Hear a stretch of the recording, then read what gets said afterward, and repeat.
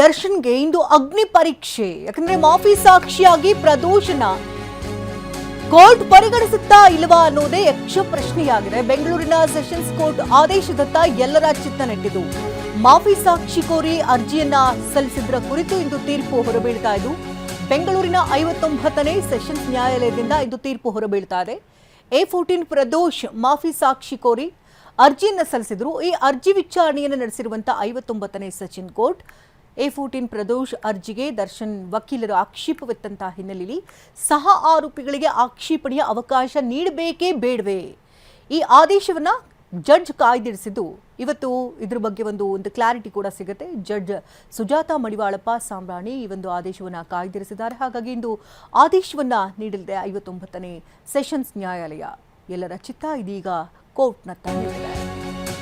ಇನ್ನು ದರ್ಶನ್ ನಿದ್ದೆಗೆಡಿಸಿದಂತಹ ಪ್ರದೋಷ್ ಮಾಫಿ ಸಾಕ್ಷಿ ಪರಪ್ಪನ ಅಗ್ರಹಾರದ ಜೈಲಿನಲ್ಲಿ ದರ್ಶನ್ಗೆ ಟೆನ್ಷನ್ ಶುರುವಾಗಿರುತ್ತೆ.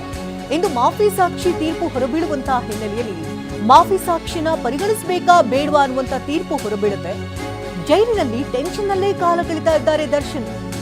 ರಾತ್ರಿ ತಡವಾಗಿ ನಿದ್ರೆಗೆ ಜಾರಿದ್ದಾರೆ ಆರೋಪಿ ದರ್ಶನ್.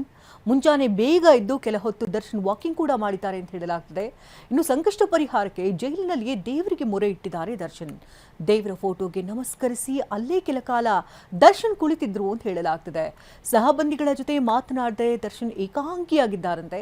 ಜೈಲು ಸಿಬ್ಬಂದಿ ನೀಡಿದಂತಹ ಕಾಫಿಯನ್ನು ಕುಡಿತು ಅಲ್ಲೇ ಕುಳಿತುಕೊಂಡಿದ್ದಾರೆ.